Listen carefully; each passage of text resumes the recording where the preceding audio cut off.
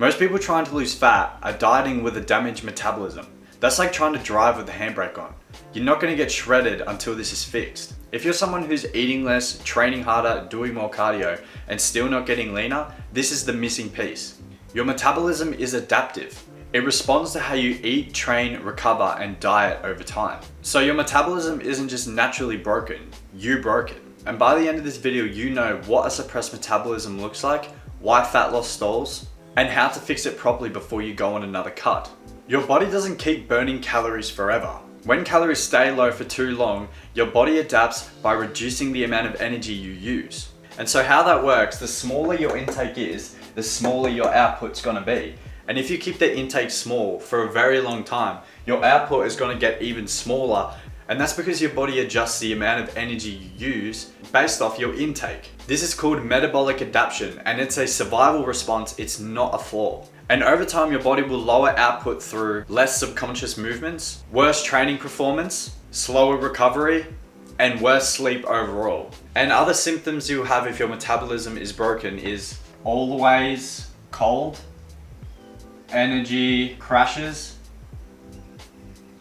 fat loss stalled, losing muscle, bad sleep,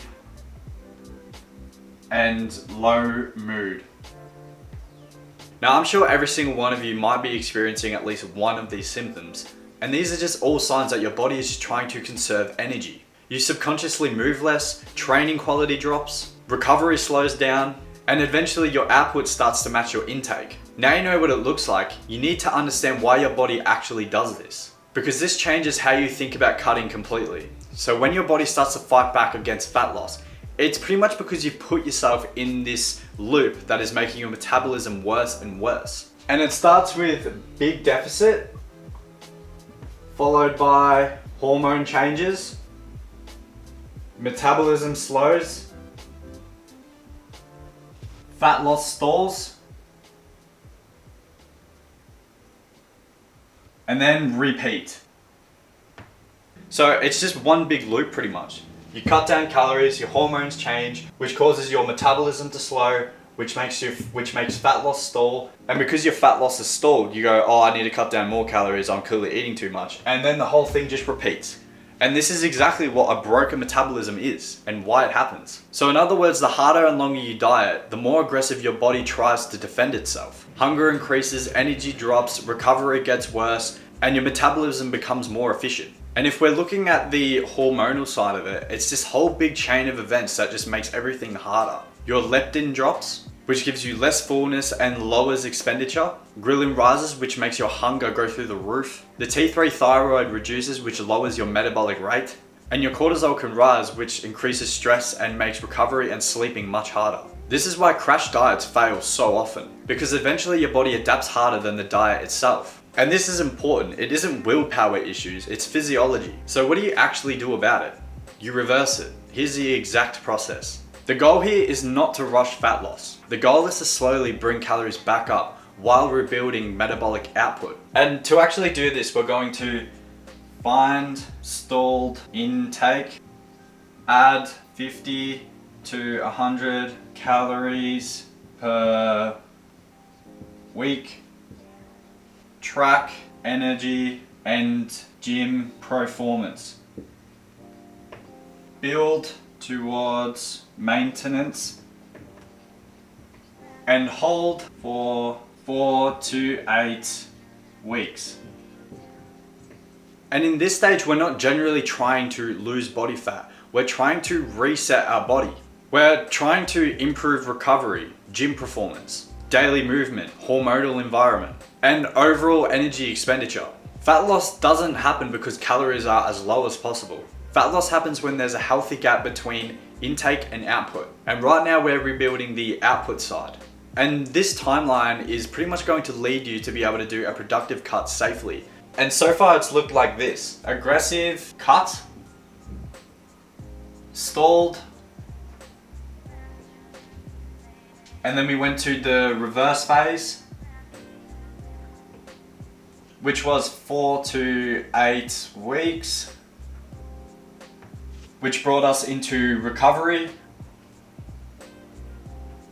And once we have recovered, we can do a productive cut. And this timeline takes weeks, not days. And this is exactly the part most people skip because they panic the moment fat loss starts to slow down. But calories aren't the only thing controlling your metabolism. Training plays a massive role too, and most people get this completely wrong. One of the worst things you can do in this phase is keep adding more cardio. Your body is already stressed and adapted. Adding more stress usually pushes adaptation further. Muscle equals metabolic currency.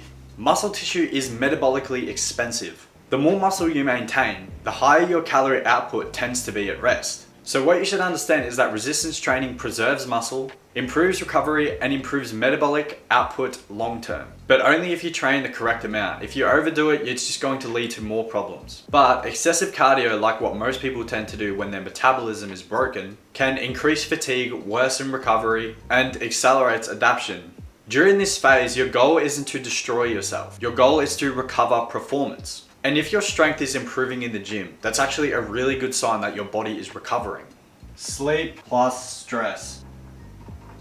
Poor sleep and chronic stress directly affect hunger, recovery, energy levels, and fat loss. These aren't optional lifestyle habits, they're metabolic inputs.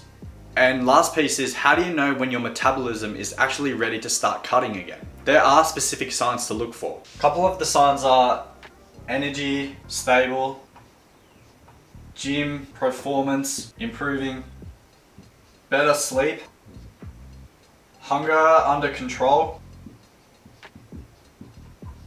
and weight stable at higher calories. These are all signs your body is no longer stuck in survival mode. And once these improve, your body is in a much better position to actually start losing fat properly again. Once you've got 3 or more of these improving consistently, your body is usually in a far better place to respond to a cut. Now, instead of losing muscle and water, your body can actually start losing body tissue productively again. Most people don't have a fat loss problem, they have an adaptation problem. And sometimes the smartest thing you can do for fat loss is stop trying to force it harder. A slower reset creates a far more productive cut for later. You fix the engine before you floor it. And that's the whole point of this video. Quick thing, if this process sounds like something you actually need help with, there are one-on-one coaching options in the description. But if you watch this and realize you're stuck in this exact cycle, slowed progress, low energy, and constantly pushing harder with no results, that's exactly who the coaching is for. Instead of guessing your calories, metabolism, or your recovery, you'll get a structured plan based on where your body is actually at. But I hope this video helped you out a lot and taught you exactly what you need to do to improve so fat loss becomes easier and easier for you. But I'll see you in the next video.